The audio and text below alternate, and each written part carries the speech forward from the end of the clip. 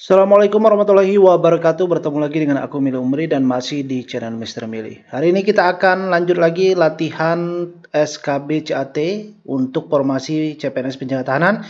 Ini part ke-9 yang lain ataupun bagi teman-teman yang belum menonton part sebelumnya, silakan kalian bisa cek di video atau di playlist ya. Ada pembahasan terkait dengan soal-soal latihan tes SKB CAT khusus untuk formasi penjaga tahanan di instansi Kemenkumham. Nah, bagi teman-teman yang mungkin masih berminat ingin tryout, silahkan kalian bisa beli tryoutnya. Link ada di deskripsi video ini, atau petunjuk untuk pembelian kalian bisa cek postingan yang saya sematkan di Instagram.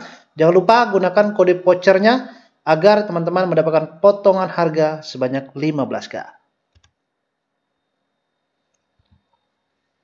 Nah, teman-teman, ini merupakan kisi-kisi ataupun materi tes SKB CAT CPNS Kemenkumham formasi penjaga tahanan. Kalian bisa download di sini. Kemudian linknya ini ya bisa kalian salin, bisa kalian ketik ulang di Google Chrome. Dan tentunya hari ini saya akan fokus membahas tentang kemampuan khusus untuk poin pertama, tentang Undang-Undang Pemasyarakatan, kemudian Permenkumham, tata tertib, dan juga kecuali KUHP dan KUHAP ya, kemarin sudah saya buatkan videonya. Jadi kecuali yang ini, yang lainnya akan saya bahas latihan di video ini. Jadi pastikan teman-teman tonton video ini sampai selesai. Seperti biasa, saya tidak berikan timer ataupun waktu bagi teman-teman yang mungkin ingin menjawab ya sebelum melihat pembahasan soal. Kalian silakan pause videonya dan lanjutkan kembali bagi teman-teman jika sudah mendapatkan jawabannya. Soal yang pertama, siapa sajakah yang dimaksud dengan warga binaan? Oke, warga binaan itu siapa? A. Tahanan, narapidana, anak binaan. B. Narapidana, terdakwa, klien. C. Klien, terdakwa, tahanan. D. Narapidana, anak binaan, klien. E. Anak binaan, klien, terdakwa. Oke, udah dapat jawabannya? Sekarang kita lihat apa jawaban yang benar. Nah, dalam Undang-Undang Nomor 22 Tahun 2022 tentang Pemasyarakatan, pada pasal 1 ayat 3 dijelaskan bahwa warga binaan adalah narapidana. Oke, yang ada narapidana di sini mana nih? Oke, ada ya narapidana. Oke. Nah, jadi nggak ada nih anak binaan. Oke, yang ada anak binaannya yang mana? Oke, ada ya anak binaan ya. Ini nggak ada. Kemudian dan klien. Oke, yang mana? Klien. Nah, ini nggak ada ya. Jadi jawabannya adalah yang D, narapidana, anak binaan, dan klien. Nah, sebenarnya apa? Narapidana itu adalah terpidana yang menjalani proses pidana penjara di lembaga pemasyarakatan. Jadi narapidana itu mereka yang sudah putus sidang oleh pengadilan, mendapatkan vonis ya, hukuman berapa tahun ya dari pengadilan. Nah, itu disebut dengan narapidana. Kalau tahanan dan terdakwa ini ya, terdakwa kemudian tahanan ini sama. Mereka yang sedang menjalani proses persidangan, jadi belum putus vonis, itu terdakwa dan tahanan ya. Kalau narapidana ini mereka yang sudah dapat putusan vonis dan sudah menjalani proses pidana atau sedang menjalani proses pidana di penjara, di lembaga pemasyarakatan atau di lembaga pemasyarakatan. Kalau anak binaan, ini anak yang berumur 14 tahun tapi belum 18 tahun yang sedang menjalani pembinaan di lembaga pembinaan khusus anak. Ini anak binaan ya. Kalau klien ini seorang yang dalam pembimbingan kemasyarakatan, misalnya terpidana bersyarat. Jadi mereka narapidana ini ya, narapidana, kemudian mereka ada mendapatkan hak integrasi ya, seperti pembebasan bersyarat, kemudian cuti menjelang bebas, kemudian cuti CB ya, cuti bersyarat. Nah, ini merupakan mereka yang akan ataupun yang sebentar lagi akan bebas, tetapi mereka bisa mendapatkan pembebasan bersyarat. Jadi misalnya hukumannya 5 tahun, sudah menjalani 4 tahun. Jadi sisa setahunnya dijalani di luar penjara, dalam artian di rumah tapi wajib lapor. Nah, wajib lapornya ini ke Bapas ya. Nah, jadi orang yang melapor ke Bapas ini ya, statusnya adalah narapidana, ia disebut dengan klien ya, atau klien pemasyarakatan biasanya. Nah, klien ini seorang yang dalam pembimbingan kemasyarakatan. Jadi dalam bimbingan Bapas. Nah, jadi yang mendapatkan PB, CB, CMB ini dia dalam bimbingan Bapas ya. Terpidana bersyarat atau narapidana. Nah, narapidana ini berbeda ya, tapi tetap dia terpidana bersyarat dan narapidana ini tetap narapidana. Tapi terpidana bersyarat ini dia yang mendapatkan ini PB, CB, CMB ya, tapi narapidana itu mereka yang tidak mendapatkan PB, CB, CMB atau belum mendapatkan, tetapi mereka statusnya sudah narapidana dan biasanya dari PK Bapas atau pembimbing kemasyarakatan dari Balai Pemasyarakatan ini datang ke lapas untuk istilahnya melakukan sidang litmas ya. Nah, sidang litmas ini ingin mencari tahu terkait dengan pembinaan apa yang cocok terhadap narapidana, kemudian latar belakang dan sebagainya. Nah, itu tugas dari Bapas. Nah, kalau anak atau satu lagi adalah anak yang berhadapan dengan hukum. Nah, biasanya ini adalah terpidana yang ini. Nah, anak binaan ya, terpidana yang menjalani pembinaan atau terduga melakukan tindak kejahatan, tapi statusnya adalah anak-anak. Nah, jadi ini klien dari pembimbing kemasyarakatan ini ada terpidana bersyarat yang dia mendapatkan PB, CB, CMB, ada narapidana dia yang masih menjalani masa pidana tapi dia tetap mengikuti proses pembinaan di lapas dan nanti orang Bapas datang ke lapas untuk melaksanakan sidang litmas. Kemudian anak yang berhadapan dengan hukum ini biasanya anak di bawah umur ya, yang sedang menjalani pembinaan atau terduga telah melakukan tindak kejahatan. Nah, jadi kalau warga binaan berarti narapidana, anak binaan, dan klien. Itu jawabannya. Soal nomor 2, penggunaan lonceng pada lembaga pemasyarakatan dengan maksud siaga dibunyikan sebanyak. Oke, jadi di lapas itu lapas rutan ya, LPKA. Itu pastinya ada yang namanya lonceng ya. Jadi lonceng itu bisa dibunyikan setiap berapa jam sekali. 1 kali setiap jam, B 1 kali setiap 2 jam, C 2 kali setiap jam, D 2 kali setiap 1 jam, E 1 kali setiap setengah jam. Oke, silakan dijawab ya. Baik, jawabannya yang mana kira-kira? Apakah A, B, C, D, dan E? Nah, sebenarnya ini tidak diatur dalam Undang-Undang Pemasyarakatan ya, ataupun Permenkumham. Tapi ada aturan di bawahnya lagi. Jadi kalau dalam aturan di lapas itu yang paling atas pastinya adalah Undang-Undang Pemasyarakatan ya. Kemudian ada Permenkumham, kemudian ada lagi yang namanya instruksi ya. Nah, instruksi. Jadi yang ini maksudnya kepada keputusan atau instruksi atau keputusan ya. Kep biasanya, Kepdir misalnya. Nah, ini. Jadi berdasarkan keputusan Direktur Jenderal Pemasyarakatan nomor PAS 416-PK 01.04.01 tahun 2015 tentang standar penjaga gangguan kamtib lapas rutan bahwa penggunaan ketentuan lonceng yaitu 1 kali 1 jam sebagai tanda siaga, 3 kali berturut-turut secara terus-menerus sebagai tanda kebakaran, 4 kali berturut-turut sebagai tanda telah terjadi percobaan pelarian, kalau 5 kali berturut-turut secara terus-menerus dalam hal telah terjadi pemberontakan. Jadi kalau terus-menerus ini berarti dibunyikan ya 5 kali berturut-turut kemudian secara terus-menerus. Tapi kalau tidak ada kata secara terus-menerus berarti dia cukup dibunyikan 4 kali berturut-turut. Nah, ini yang ditanyakan adalah maksud siaga. Nah, berarti kalau siaga ini jawabannya 1 kali dalam 1 jam sebagai tanda siaga. Jadi lonceng itu dibunyikan di setiap pos, di tempat komandan jaga ya, ataupun di menara. Itu lonceng dibunyikan 1 kali setiap jamnya. Itu artinya tanda siaga. Berarti keadaan bisa dikatakan aman ataupun tidak ada gangguan kamtib, keamanan dan ketertiban. Nah, ini sebagai pengetahuan teman-teman ya, siapa tahu soal-soal seperti ini masuk ya, walaupun ini memang tidak disebutkan dalam kisi-kisi materi tes SKB penyelenggaraan, tapi sebagai pengetahuan ataupun antisipasi kalaupun soal ini keluar nantinya. Lanjut soal nomor 3, dalam menjalankan fungsinya, lembaga pemasyarakatan wajib memberikan perlakuan khusus kepada beberapa kelompok berikut ini, kecuali, nah kalau berkaitan dengan perlakuan khusus, ya berarti ini ada perlakuan spesial, ya. Nah, Kepada siapa? Nah, ini ada kecuali. Oke. A anak, B anak binaan, C tahanan, D perempuan masa reproduksi, E lansia. Oke. Yang mana yang bukan? Oke. Kita lihat.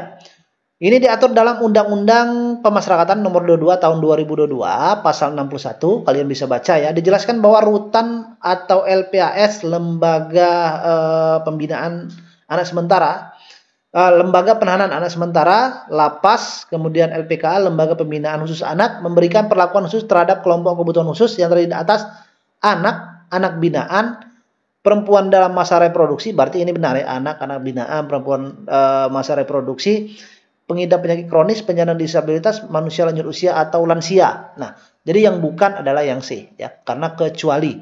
Berarti tahanan tidak termasuk dalam perlakuan khusus ini atau diberikan perlakuan khusus.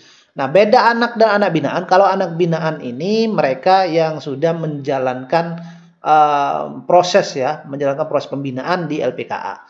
Tapi kalau anak ini mereka yang sedang ataupun terduga melakukan tindak pidana, tetapi mereka belum putus sidang. Jadi istilahnya kalau anak ini tadi adalah tahanan ya, kurang lebih kayak seperti itu.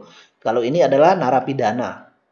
Narapidana. Nah, ini untuk dewasanya. Tetapi kalau untuk yang anak-anak artinya di bawah 18 tahun, anak binaan ini mereka yang sudah putus sidang. Kalau anak mereka yang terduga. Jadi beda ya. Jadi jawabannya tentunya adalah yang C. Oke, lanjut soal nomor 4, sebutkan slogan pemasyarakatan. Nah, ini juga bukan masuk dalam kisi-kisi, tetapi teman-teman wajib mengetahui kalau kalian sudah nanti lolos ya menjadi seorang penjaga tahanan, kalian harus tahu ini nantinya. Sebutkan slogan pemasyarakatan. A, waspada jangan-jangan, B, bahaya mengintai di sekitar kita, C, waspada seketika, D, hati-hati waspada bahaya, E, awas. Jawabannya yang mana? Oke, jadi kalau teman-teman nanti bekerja di lapas, tentunya slogan ini harus teman-teman ingat dan harus kalian ketahui ya. Jadi saya lebih awal informasikan jaga-jaga ya, siapa tahu soal ini keluar. Jadi slogan dari pemasyarakatan itu adalah waspada jangan-jangan ya, atau jargon istilahnya. Nah, ini waspada jangan-jangan merupakan jargon atau slogan pemasyarakatan yang memiliki makna untuk selalu waspada dalam bekerja. Jadi waspada dalam situasi apapun. Karena gangguan keamanan ketertiban atau kamtib bisa terjadi kapanpun. Misalnya waspada tempat-tempat yang rawan, area steril. Kemudian orang-orang yang rawan misalnya. Atau narapidana yang kasusnya itu seumur hidup hukuman vonisnya. Atau mereka yang kasusnya kasus misal pembunuhan dan lainnya. Kemudian barang rawan ya. Barang rawan ini termasuk barang-barang sarana prasarana ya yang ada di lapas yang tentunya bisa dikatakan adalah kategorinya rawan. Kemudian waktu rawan. Waktu rawan ini jam-jam rawan biasanya jam 2, 3, 4 malam ya, itu adalah jam rawan. Atau misalnya menjelang pergantian regu jaga. Nah, itu adalah waktu ataupun jam yang rawan. Nah, jadi teman-teman harus ingat slogan dari pemasyarakatan itu adalah waspada jangan-jangan. Soal nomor 5. Seorang narapidana yang menjalankan proses pembinaan di lapas akan dilakukan pembatasan terhadap penggunaan. Nah, jadi di lapas itu tentu ada hak-hak yang diberikan kepada narapidana, ya. Ada hak-hak yang diberikan kepada tahanan. Tapi ada pembatasan. Nah, jelas ini diperbolehkan, tetapi dibatasi. Bukan tidak diperbolehkan ya, tetapi dibolehkan, tapi ada batasannya. Nah, jadi apa? Kita lihat pakaian, makanan, uang, dan bahan bacaan. B, pakaian, obat, uang, dan barang kemasan. C, bahan bacaan, barang kemasan, obat, dan makanan. D, makanan, obat, pakaian, dan alat komunikasi. E, alat komunikasi, barang kemasan, pakaian, dan uang. Oke, ini sudah sering saya bahas ya. Kalau teman-teman yang mungkin ikut bimbingan belajar saya, kemarin saya sudah bahas lengkap. Tetapi saya untuk penjelasan detailnya teman-teman silakan baca ya. Tetapi saya kepada ketentuannya saja, ketentuan awalnya. Tapi ini ada detailnya nanti. Oke, kita lihat soal nomor 5 jawabannya apa. Nah, dalam Permen Kumham nomor 8 tahun 2024 pasal 27 kalian bisa baca ya. Dan juga pasal 28 dan seterusnya itu penjelasannya. Bahwa dalam pelaksanaan tata tertib bagi tahanan dan narapidana dilakukan pembatasan. Ingat ya, pembatasan bukan dilarang, pembatasan.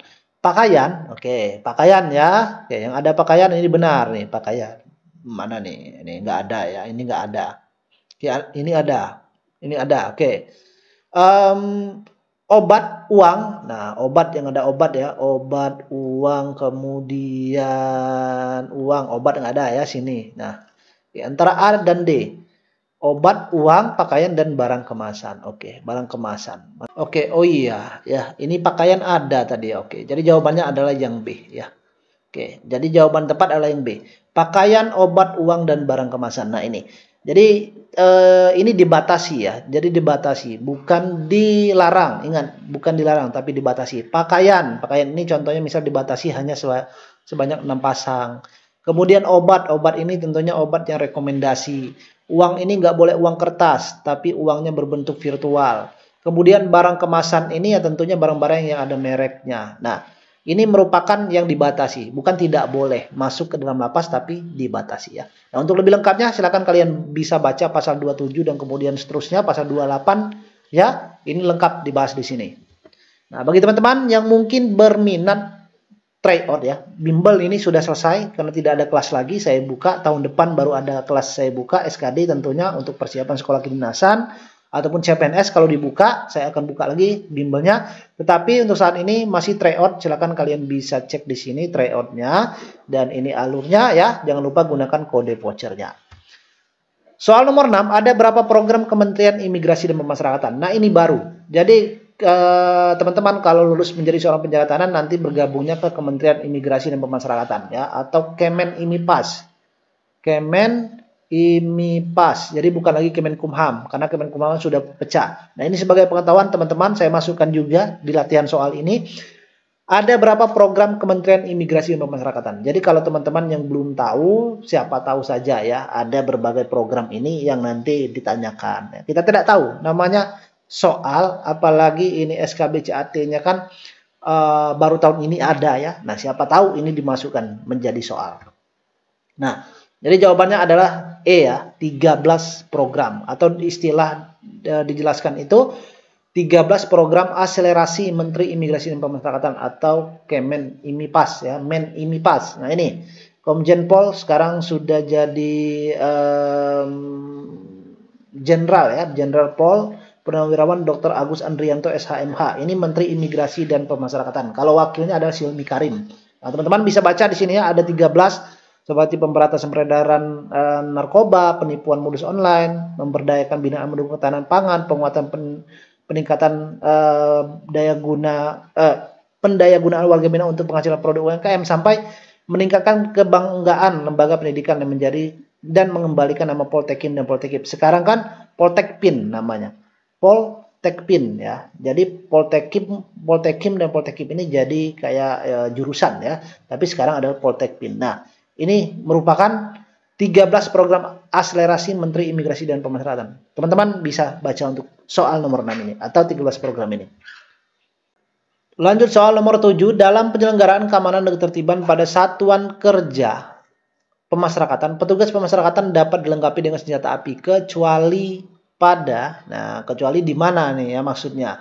Jadi seorang petugas pemasyarakatan atau kalian mendaftar penjaga tahanan ya akan dibekali senjata api dalam menjalankan tugas.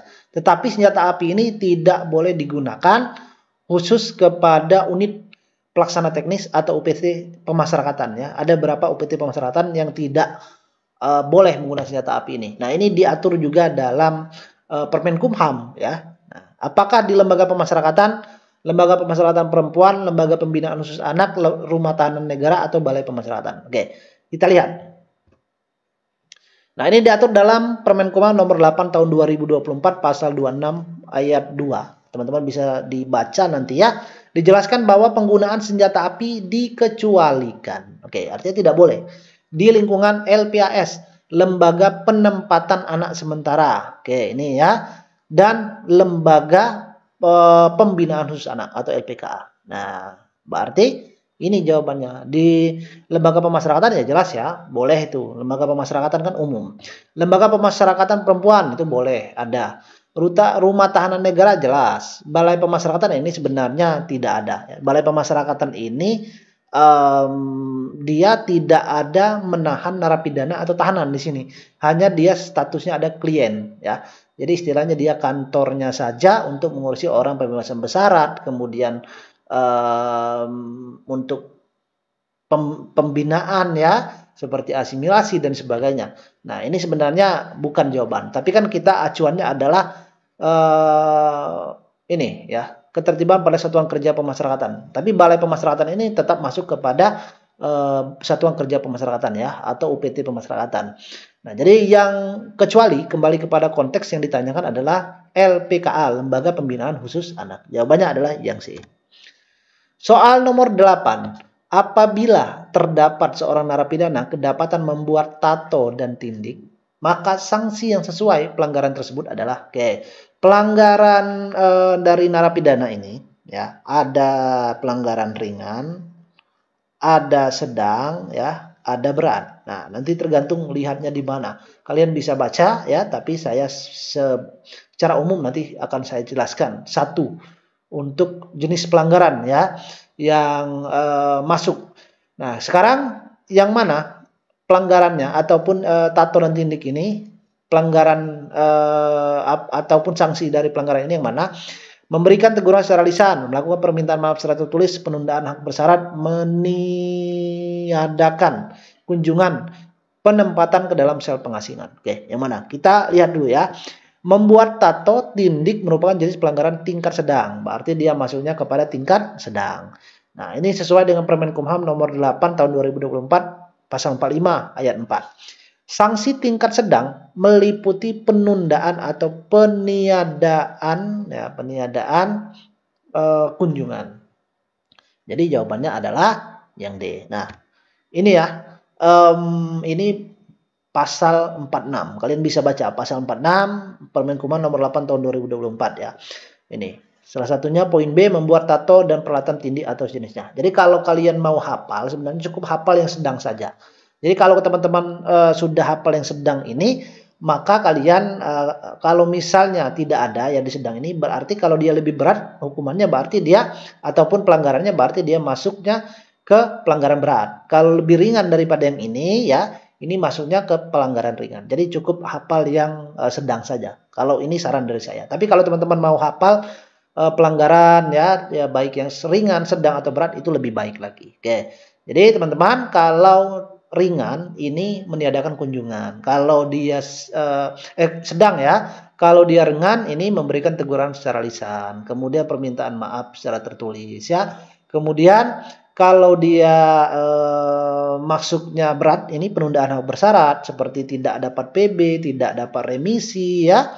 Kemudian penempatan ke dalam sel pengasingan. Nah, ini hitungannya berat. Oke, paham, ya, sampai di sini? Lanjut soal nomor 9. Apa saja yang menjadi tugas dari seorang pengaman pemasyarakatan atau JF pengaman pemasyarakatan? Nah, ini, ya. Tugasnya apa? Ada 2. A. Pencegahan penindakan, B. Pengawalan penindakan, C. Pencegahan penjagaan, D. Intelijen dan penjagaan, E. Intelijen dan penindakan. Oke.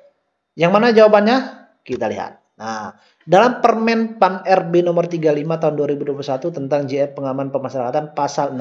Nah, jadi undang-undangnya di sini, ya, ataupun permennya, tugas jabatan pengaman pemasyarakatan yaitu melaksanakan pencegahan dan penindakan. Jawabannya adalah yang A. Setiap gangguan kamtib di bidang keamanan dan ketertiban pemasyarakatan. Nah, jadi JF pengaman pemasyarakatan ini, mereka ini adalah jabatan fungsional, ya. Nah, JF ini jabatan fungsional dan ini tidak dibuka dari jalur CPNS, tapi dia dibuka dari jalur PNS. Jadi mereka yang statusnya PNS biasanya harus bekerja 2 tahun dulu, baru nanti akan dibuka misalnya in-passing atau promosi atau pindah jabatan, ya. Teman-teman yang lolos mendaftar penjaga tahanan, kemudian bekerja selama 2 tahun, nanti kalau dibuka, ya, nanti biasanya diinfokan di UPT, di lapas-lapas tempat kalian bekerja, akan dibuka untuk seleksi JF pengaman pemasyarakatan. Nah, nanti kalian bisa daftar, ya. Jadi berpindah dari penjaga tahanan kemudian jadi JF pengaman pemasyarakatan. Jadi JF ini adalah jabatan fungsional sama seperti halnya bidan, perawat. Dia ini ada keahlian. Yang namanya jabatan fungsional ini adalah mereka yang memiliki keahlian, ya, atau mereka memiliki skill atau kemampuan. Contoh kan bidan ya, berarti kan punya keahlian di sana. Perawat misalnya, guru ya, dokter. Nah, kalau dia jabatan pelaksana, penjaga tanah ini jabatan pelaksana, bukan fungsional. Jabatan pelaksana itu mereka tidak membutuhkan syarat yang khusus, ketentuan keterampilan tertentu, tapi bisa diisi ya, tidak membutuhkan syarat-syarat khusus tertentu. Contoh penjaga tahanan, kalian kan penjaga tahanan tidak ada misalnya syarat harus D3 perawat, kan nggak ada. Jadi SLTA umum, SMK misalnya SMK harus pertanian, kan nggak ada syaratnya. Jadi SMK apapun jurusan boleh. Nah, artinya itu jabatan pelaksana. Jadi kalian bisa bedakan, itu diatur juga dalam Undang-Undang ASN. Kalian bisa baca ya. Jadi habis ya, cuma 9 soal saya bahas.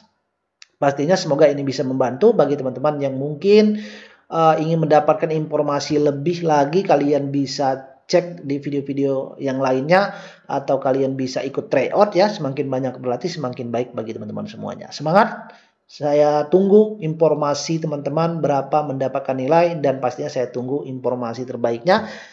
Kalian dinyatakan lolos untuk menjadi seorang CPNS penjaga tahanan tahun ini. Nanti jangan lupa kabari saya, DM ke Instagram saya, atau bisa kembali lagi komen ke video ini ya. Semangat berjuang. Terima kasih sudah menonton sampai selesai. Semoga membantu.